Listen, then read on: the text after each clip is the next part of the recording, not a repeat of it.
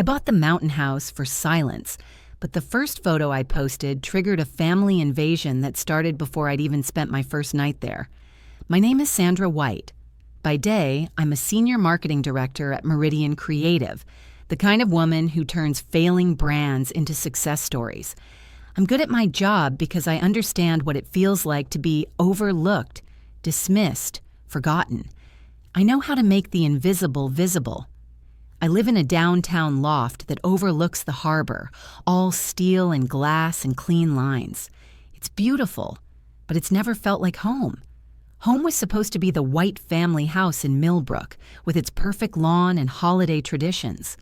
But somewhere, along the way, I became the family afterthought, the one they forgot to invite, the daughter who was always probably too busy anyway. The mountain house was going to change that, not because I'd finally have a place to host them, but because I'd finally have a place they couldn't reach. I'd saved for 3 years, working 60-hour weeks, skipping vacations, living on takeout and ambition. When my boss Garcia handed me that bonus check, $68,000 for landing the Morrison account, I didn't celebrate with champagne. I opened Zillow. The A-frame sat on 12 acres in Pine Ridge, 3 hours from the city.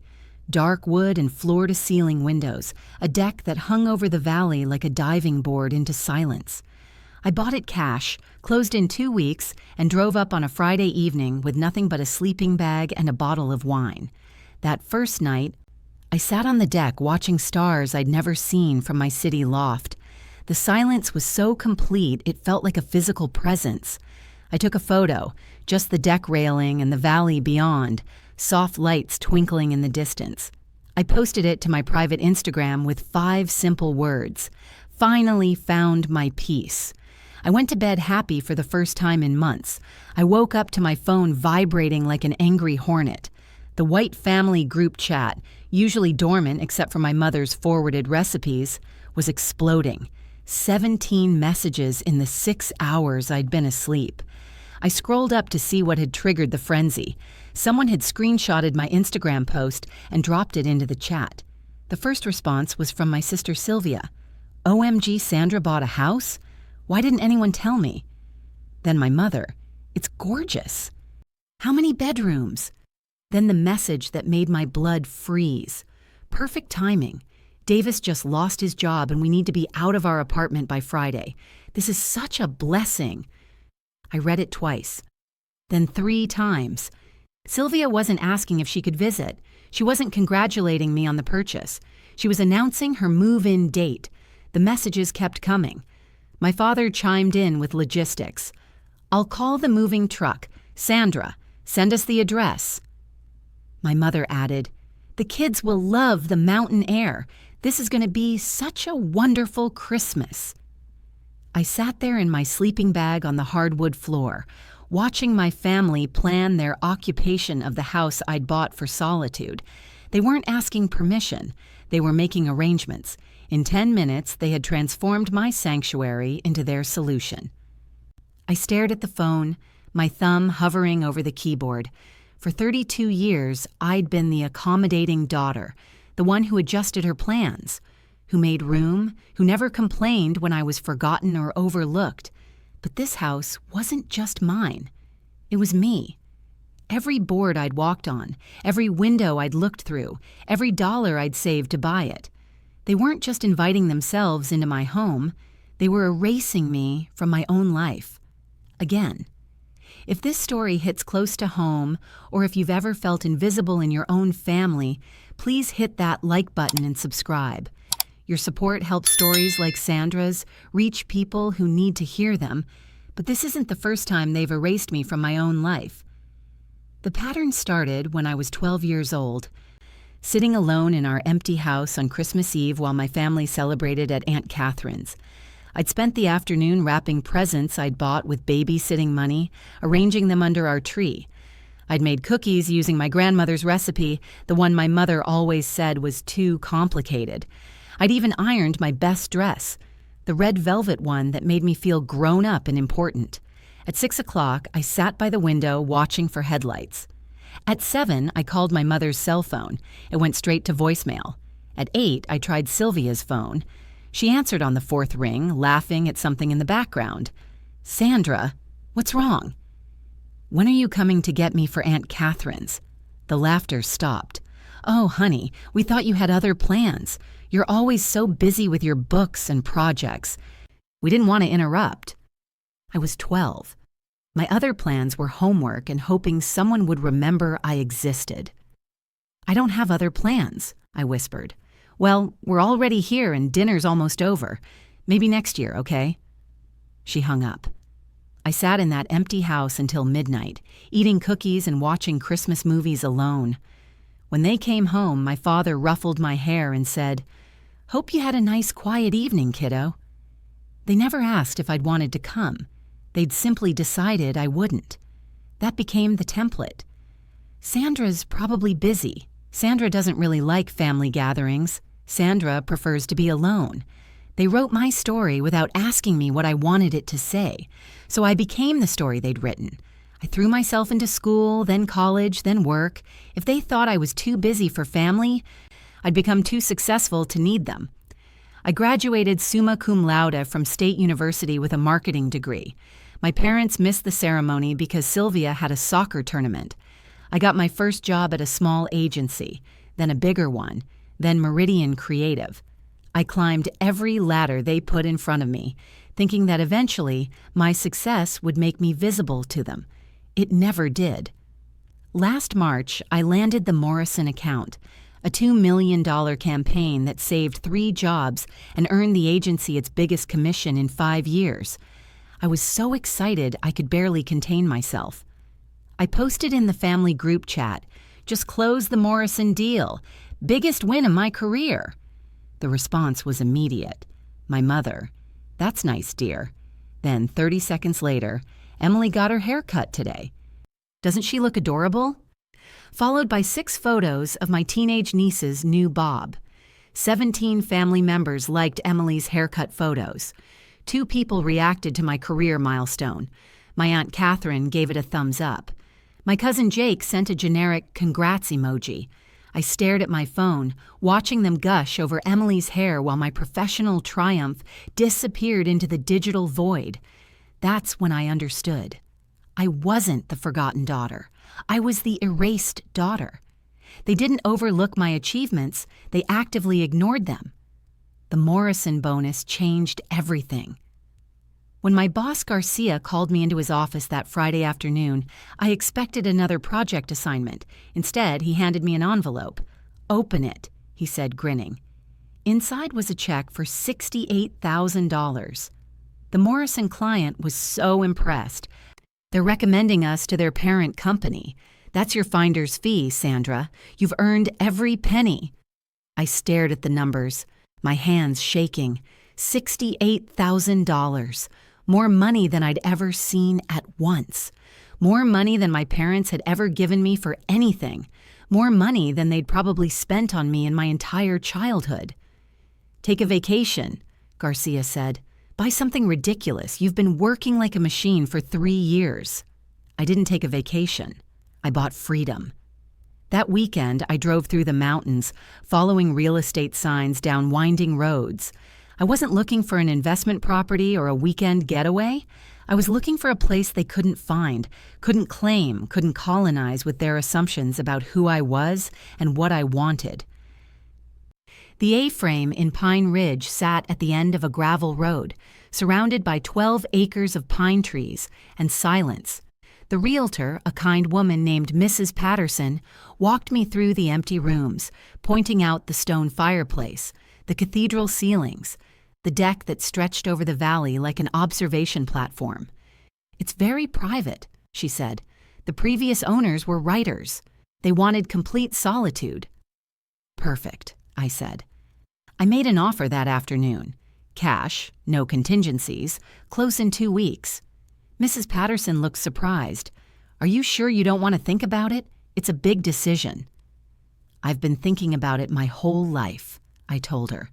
The closing was on a Tuesday morning.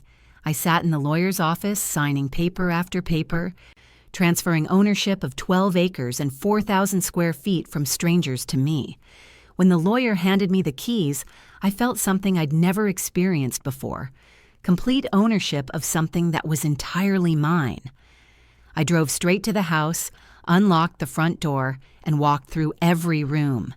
My footsteps echoed on the hardwood floors. My voice bounced off the empty walls when I called out, "Hello!" to no one. For the first time in my life, I was somewhere they couldn't erase me. I had no idea they were already planning to take this too. I typed the message 17 times before I sent it. The house isn't available. I've made other plans. Simple, direct, true. I'd made plans to live there alone, to finally have a space that was entirely mine. But as soon as I hit send, I knew I'd just declared war on a family that had never acknowledged I had the right to fight back. The response was nuclear. My phone started ringing immediately. Sylvia first, her voice shrill with disbelief. "What do you mean it's not available? It's your house." "Exactly," I said. "It's my house, and I'm using it." "For what? You don't have kids. You don't even have a boyfriend. What could you possibly need 4 bedrooms for?" The question hit like a slap. In Sylvia's world, space was only valuable if you filled it with other people. The idea that I might want room to breathe, to think, to exist without justifying my presence was incomprehensible to her. "I need them for me," I said. She hung up. 20 minutes later, my father called. Bates White had been a corporate manager for 30 years, and he brought that same authoritative tone to family conversations. He didn't say hello. "Sandra, I'm disappointed in your selfishness. Your sister is in a difficult situation, and family helps family. You have the resources to solve this problem." "I have the resources to solve my own problems," I said. "Sylvia's housing situation isn't my responsibility." "Everything is family responsibility. You bought a house with 4 bedrooms, and you're planning to live there alone. That's wasteful and inconsiderate. It's my money and my house. Money you earned because of the education we provided, the values we instilled, the support system we created. You don't exist in a vacuum, Sandra. You owe your success to this family." I felt the familiar tug of guilt, the old programming that told me to apologize, to accommodate, to make myself smaller so everyone else could be comfortable. But sitting in my empty mountain house, surrounded by silence I'd bought with my own money, something in me refused to shrink. "I don't owe anyone my house," I said. "You're being unreasonable. We'll discuss this when you've had time to think clearly." He hung up before I could respond. I should have known they wouldn't accept my boundary. I should have known that 32 years of being the accommodating daughter meant they'd never believe I could actually say no. But I didn't expect them to show up with a locksmith. Christmas Eve, 11:47 p.m. I was reading by the fireplace when my security system chimed. Motion detected at the front door. I pulled up the app on my phone and watched my father direct a man with a drill toward my lock. "Just drill it," he said, his voice clear on the audio feed. "She's being dramatic. This is family property now." Behind him, I could see the U-Haul truck, Sylvia's minivan, and my mother's sedan. They'd brought the whole convoy. They'd brought the children. They'd brought a locksmith. They'd come to take my house by force. I called 911 with shaking hands. 911? What's your emergency? Someone is trying to break into my house. They have a drill and they're trying to destroy my lock. Are you in immediate danger? I looked at the screen. My father was now holding a flashlight while the locksmith worked. Sylvia was unloading boxes from the U-Haul. My mother was setting up a portable crib on my deck. "They're my family," I said, and immediately felt stupid for saying it. "Ma'am, family members can still commit breaking and entering. Are you safe inside?" "Yes, but they're destroying my property." "We're sending a unit now. Stay inside and keep your doors locked." I watched through the security feed as they worked. The locksmith's drill whined against the metal. Sylvia directed Davis and the kids toward the back of the house, probably looking for another way in. My mother was on her phone, probably calling relatives to report on my breakdown. The sheriff's deputy arrived 23 minutes later. I watched through the camera as he approached my father, who immediately switched to his corporate voice, the one he used to manage difficult employees. "Officer, this is a family matter. My daughter is having some kind of episode. We're here to help." "Sir, do you have permission to be on this property?" "I'm her father. She bought this house for the family." "Sir, that's not how property ownership works. I need you to step away from the door." That's when Sylvia appeared with her 8-year-old daughter, Emma, tears streaming down the child's face. "Please, officer," Sylvia said, her voice breaking. "It's Christmas Eve. The kids have nowhere to go. Sandra's our only family with space. She's just scared of change." I watched my niece cry and felt the familiar guilt rise in my throat. Emma was innocent in this. She didn't understand that her mother was using her tears as a weapon, that her grandfather was committing a crime, that her Aunt Sandra had spent her whole life being erased by the people who claimed to love her. But I also knew that if I opened that door, if I let them in just for tonight, I would never get them out. My house would become their house. My sanctuary would become their solution. I would disappear into their needs until there was nothing left of me but the space I provided for them. I stayed inside. The deputy was patient but firm. "Ma'am, you need to gather your belongings and leave the property. The homeowner has asked you to leave and you don't have legal right to be here." "She's mentally unstable," my mother shouted from the deck. "She needs family support." "Ma'am, that's not a legal basis for trespassing. Please pack up your belongings." It took 45 minutes to get them off my property. I watched through the cameras as they loaded boxes back into the U-Haul, as they strapped the crib back into the minivan, as they gathered the children and the locksmith and all their assumptions about my obligations. My father was the last to leave. He stood at the end of my driveway staring up at the house, his face hard with anger. Then he pulled out his phone and made a call. As the convoy of vehicles disappeared down the mountain road, I saw Sylvia in the passenger seat of the U-Haul, typing furiously on her phone, her face illuminated by the screen's glow. I thought I'd won. I thought setting a boundary and calling the sheriff had ended it. I had no idea what they were planning next. The next morning, I discovered they'd been 3 steps ahead of me all along. The call came from the Pine Ridge County Clerk's office at 9:15 a.m. on December 26th. "Ms. White, this is Janet Morrison from the county clerk. We have some paperwork here that needs your attention. There seems to be a discrepancy with a lease agreement filed for your property." I was still in my pajamas, drinking coffee and watching the sunrise over the valley. "I'm sorry, what lease agreement?" "The one you signed on November 15th, leasing your property at 42 Pine Ridge Road to Sylvia White Davis for 12 months. The tenant is here trying to establish utility service, but there's a problem with the signature." My coffee mug hit the floor and shattered. "I never signed a lease agreement. I don't have tenants." "Ma'am, I'm looking at your signature right here. Sandra L. White, dated November 15th, notarized by Robert Chen."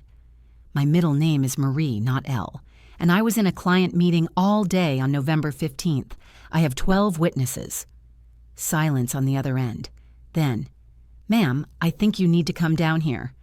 I drove to the county office in my pajamas and boots, my hands shaking on the steering wheel. The clerk, a kind-faced woman in her 50s, spread the documents across her counter like evidence at a crime scene. "Here's the lease agreement," she said, pointing to an official-looking document. "Signed by Sandra L. White, witnessed by Robert Chen, filed on November 18th. I stared at the signature. It looked like mine. Almost. The S was too sharp, the W too rounded. Someone had practiced, but not enough. "This is forged," I said. "And look at the date. November 15th was 3 days before I even saw this house. I didn't close until November 18th. Janet Morrison pulled up her computer records. "You're right. The deed transfer shows you took ownership at 2:30 p.m. on November 18th, but this lease is dated November 15th, and it was filed at 9 a.m. on November 18th. So they filed a lease for a house I didn't own yet, using a signature that isn't mine, before I'd even finished buying it. It appears so. And ma'am, This isn't the only document. Your sister has been busy." She pulled out a stack of papers. Change of address forms with the Postal Service, listing Sylvia White Davis as a resident of my address. Utility transfer requests for electricity, gas, water, and internet. A DMV registration change, listing my house as Davis Thompson's primary residence. Even a voter registration update. "They've been building a paper trail," Janet said quietly, "making it look like they live there legally." My phone buzzed with a notification. Facebook. My mother had tagged me in a post, praying for Sandra during this difficult time. Mental health struggles are so hard on families. Please keep us in your thoughts as we try to help her through this breakdown. She's refusing family support and isolating herself in an unhealthy way. We're exploring intervention options. The post had 37 likes and 12 comments, all from relatives expressing concern for my mental state and praising my mother's patience with my condition. I screenshot the post, then called the one person I knew could help me. Emily Garcia had been my attorney for 3 years, handling my contracts and business deals. She was sharp, thorough, and completely unimpressed by family drama. When I explained the situation, she was quiet for a long moment. "Sandra, they didn't just trespass. This is identity theft, mail fraud, and forgery. The Facebook post is defamation. This is federal." "I thought they were just being entitled. You're telling me they're criminals." "I'm telling you they've committed multiple felonies. The forged lease alone carries a 5-year sentence. The identity theft adds another 5. And if they've been intercepting your mail or using your address for financial gain, we're looking at wire fraud." "What do I do?" "First, we file an emergency motion for a restraining order. Then we contact the postal inspector, the FBI, and the district attorney. Your family just graduated from annoying relatives to federal criminals." Emily worked fast. By noon, she'd filed the emergency motion. By 2 p.m., she'd contacted the postal inspector about the fraudulent address changes. By 4 p.m., she'd sent cease and desist letters to every family member involved. "The restraining order hearing is scheduled for December 30th, she told me. "In the meantime, document everything. Save every text, every email, every social media post. They're building a case against themselves." That night, I couldn't sleep. I kept thinking about the forged signature, the careful planning, the coordination required to file all those documents. This wasn't a desperate family making bad decisions. This was a calculated campaign to steal my house. At 3 a.m., my security system chimed. Motion detected at the mailbox. I pulled up the camera feed on my phone, expecting to see a raccoon or a deer. Instead, I saw a figure in dark clothing, hunched over my mailbox with a flashlight. They were going through my mail, photographing envelopes, taking some and leaving others. I zoomed in on the figure's face just as they looked up at the camera. It was my mother. She was stealing my mail at 3 in the morning, probably looking for bank statements, insurance documents, anything she could use to support their claim that they lived at my address. She was building evidence for their fraud case, one stolen envelope at a time. I screenshot the footage and sent it to Emily with a text. "Add mail theft to the charges." Her response came immediately. "Jesus, Sandra, your family doesn't mess around. This is organized crime level stuff." Have you ever had someone forge your signature or steal your identity? Let me know in the comments how you handled it, because Sandra's about to show us how it's really done. The restraining order hearing was set for December 30th, but Emily filed the emergency motion that morning. By evening, we had temporary orders prohibiting my family from coming within 500 feet of my property, contacting me directly, or using my address for any purpose. "This should keep them away until the hearing," Emily said. "But Sandra, people who go this far don't usually stop just because a judge tells them to. Be careful." That night, my security cameras caught someone creeping around my mailbox again at 3 a.m. When I checked the footage, I couldn't believe who it was. My father was back, this time with bolt cutters, trying to break into my mailbox. But he wasn't alone. Standing behind him, directing his movements with hand signals, was someone I'd never seen before. Someone who was about to make this situation much more dangerous. I decided to throw a New Year's Eve party.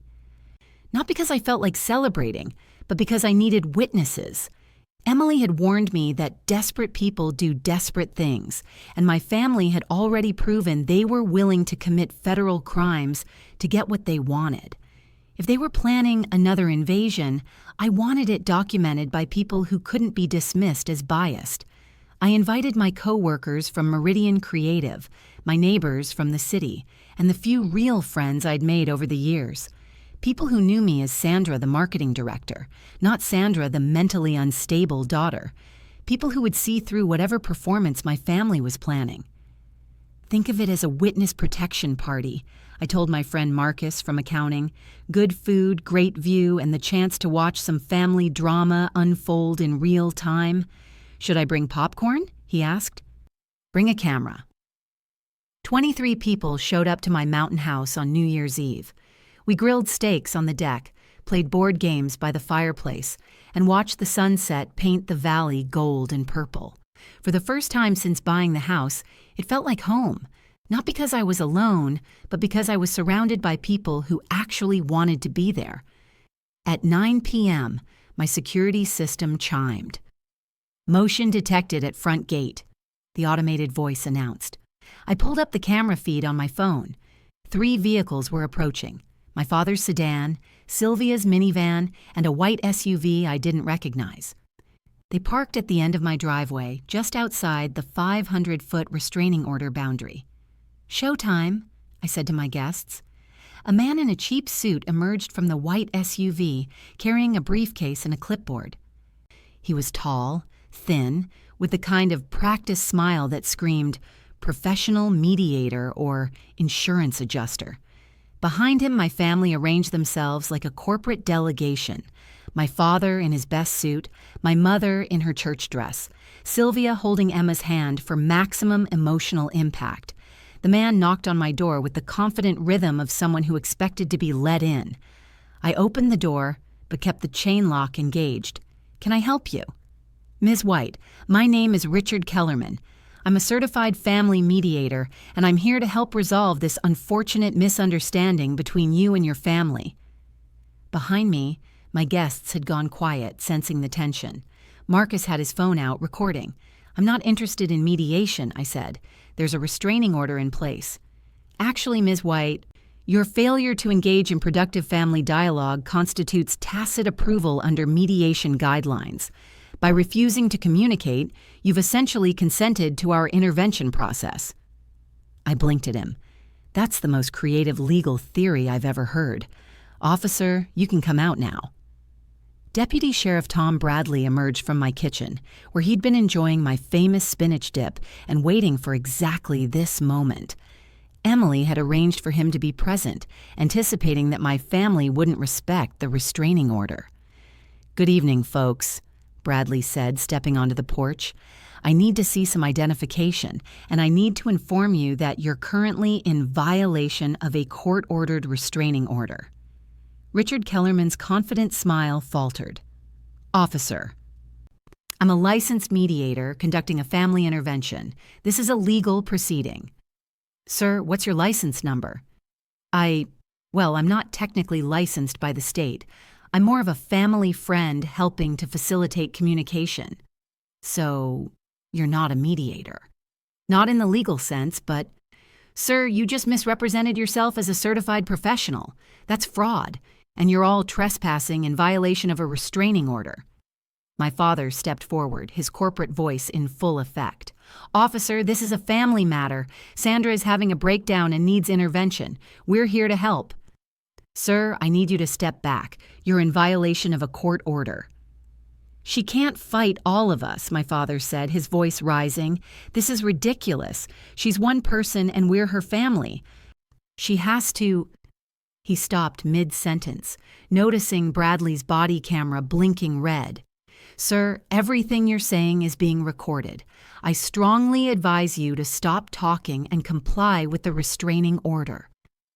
That's when Sylvia broke. "I can't do this anymore," she screamed, her careful composure cracking like ice. We don't have anywhere else to go. Davis hasn't worked in 6 months. We're living in my car. The kids are sleeping in a McDonald's parking lot." She collapsed onto my driveway, sobbing. Emma started crying. My mother rushed to comfort them both, shooting accusatory looks at me like this was somehow my fault. "Sandra, please," my mother said. "Look at them. Look at your niece. How can you let families suffer like this?" I looked at Emma, 8 years old and confused, caught in the middle of her mother's desperation and her aunt's boundaries. I felt the familiar tug of guilt, the old programming that told me to fix everyone else's problems. But I also saw my coworkers and friends watching from the doorway, witnessing this manipulation in real time. I saw Marcus still recording, documenting every word. I saw Deputy Bradley taking notes, building a case. "I'm sorry Sylvia is struggling," I said, "but breaking into my house isn't the solution. Forging documents isn't the solution. Stealing my mail isn't the solution." My father started. "Dad, I have you on camera at 3 a.m. with bolt cutters trying to break into my mailbox. I have Mom photographing my mail. I have forged lease agreements with fake signatures. You didn't ask for help. You tried to steal my house." The fake mediator was backing toward his SUV, clearly wanting to distance himself from what was rapidly becoming a criminal matter. Deputy Bradley noticed. "Sir, I need you to stay put. We're going to need a statement about your role in this." "I was just trying to help a family in crisis," Richard said weakly, "by impersonating a licensed professional and facilitating a restraining order violation. That's 2 felonies, sir." As Bradley called for backup and began reading my family their rights, my phone buzzed with a text from an unknown number. "This isn't over. You've made a big mistake." I showed the text to Bradley, who added it to his report.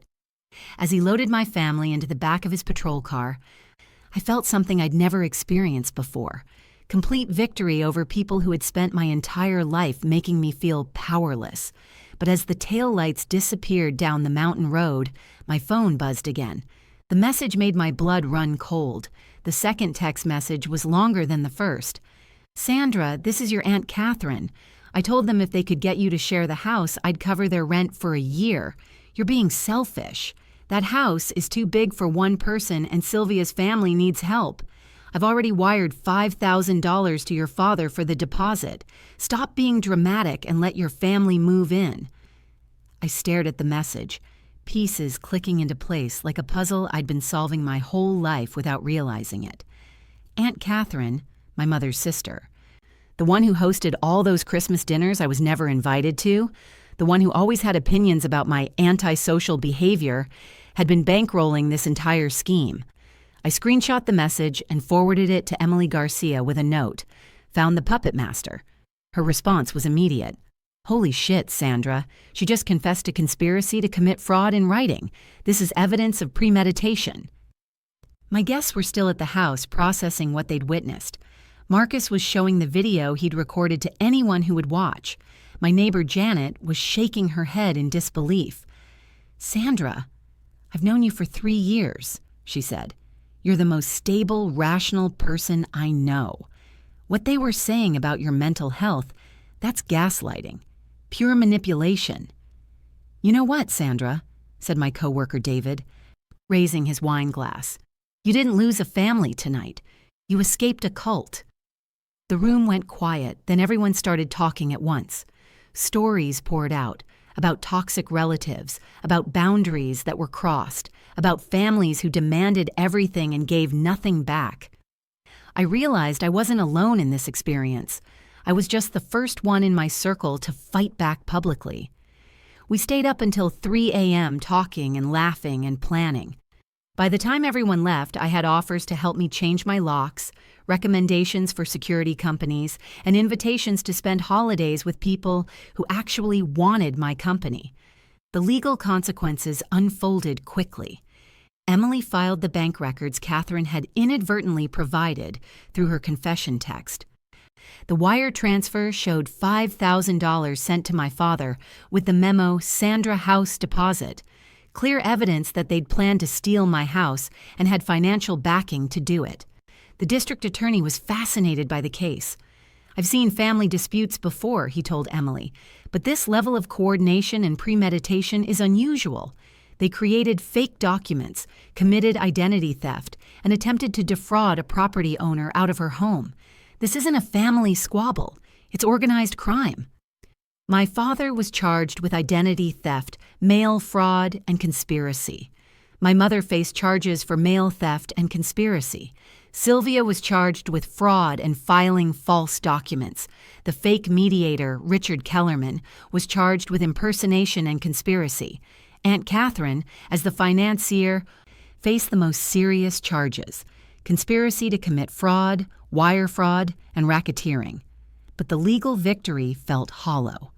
I'd won, but at the cost of losing every blood relative I had. The family group chat went silent. No more forwarded recipes from my mother, no more photos of my nieces and nephews, no more birthday wishes or holiday greetings. I was completely alone for the first time in my life, and I was completely free. I made the decision on a Tuesday morning in February, sitting in my lawyer's office with a stack of legal documents. "I want to change my name," I told Emily. "Legally? Completely. First name, last name, everything. I want to disappear from their world entirely." "Sandra, that's a big step. Are you sure?" I thought about the forged signature, the stolen mail, the years of being erased and overlooked and dismissed. I thought about my father saying, "She can't fight all of us," like I was an obstacle to be overcome rather than a person with rights. "I've been Sandra White for 32 years, I said. Sandra White was the forgotten daughter, the accommodating sister, the family ATM. I don't want to be her anymore." "What name do you want?" I'd been thinking about it for weeks. Sarah Mountain. Sarah, because it sounds like Sandra, but isn't. Mountain, because that's where I found myself. Emily smiled. Sarah Mountain. I like it. It sounds like someone who can't be moved. The name change was finalized in March. I updated my business cards, my social media, my professional profiles.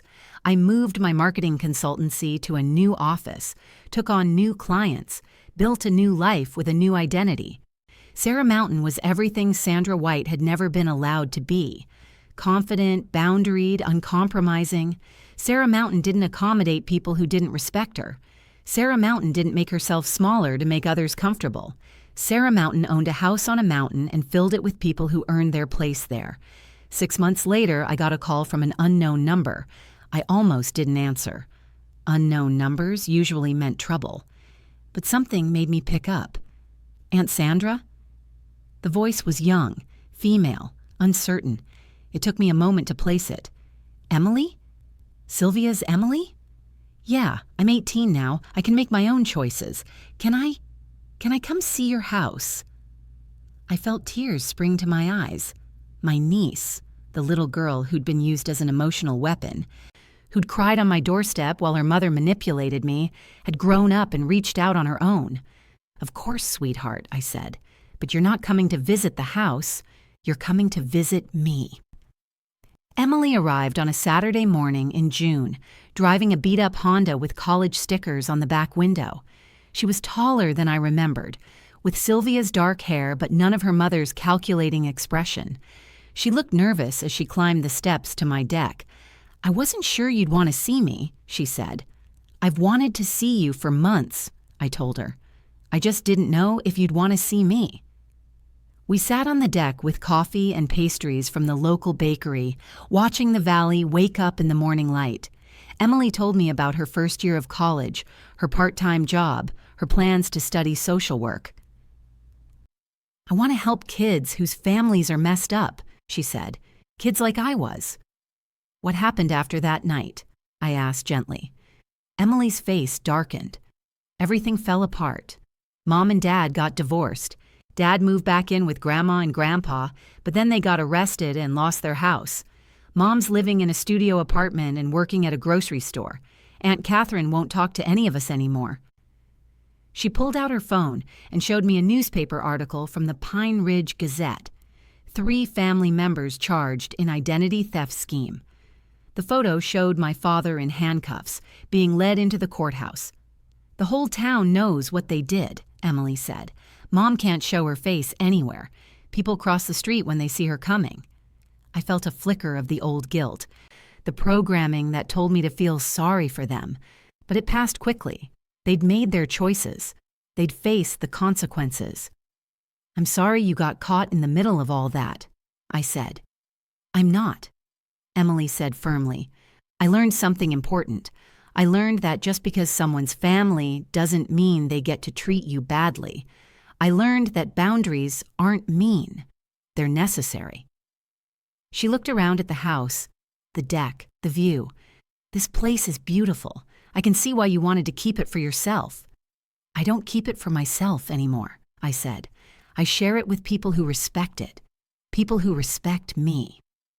As if on cue, my phone buzzed with messages from the group chat I'd created with my chosen family, my coworkers, my neighbors, my real friends. They were planning a 4th of July barbecue, asking what they could bring, making sure I had enough chairs for everyone. "These are my people now," I told Emily, showing her the messages. "They celebrate my successes instead of resenting them. They ask before they assume. They add to my life instead of taking from it." Emily smiled. "Can I be one of your people?" "You already are, sweetheart. You already are." That Christmas, I hosted dinner for 12 people. Emily came down from college. Marcus brought his new boyfriend. Janet and her husband came with their twin daughters. My co-workers David and Lisa brought homemade pies. My neighbor Tom brought his famous mac and cheese.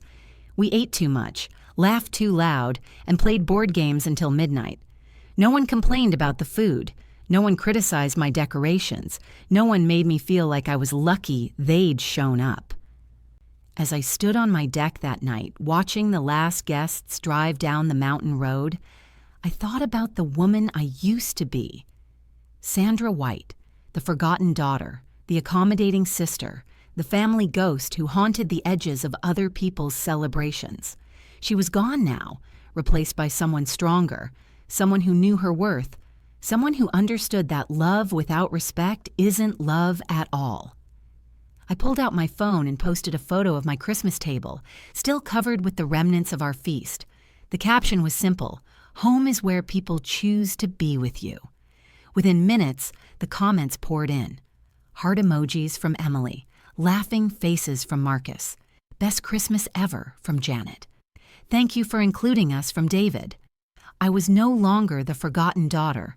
I was the woman who built her own mountain, filled it with people who earned their place there, and learned that sometimes the family you choose is infinitely stronger than the family you're born into. Sandra's story shows us that sometimes the family you choose is stronger than the family you're born into. If this resonated with you, share it with someone who needs to hear that their boundaries matter, and tell me in the comments, what would you have done in Sandra's situation? The sun rose over the valley, painting the sky gold and pink. My house was quiet now, but it wasn't empty. It was full of love that had been freely given and gratefully received. It was full of respect that had been earned and boundaries that had been honored. It was full of me. Not the erased version, but the real one. The one who'd always been there, waiting to be seen. I wasn't invisible anymore. I was home.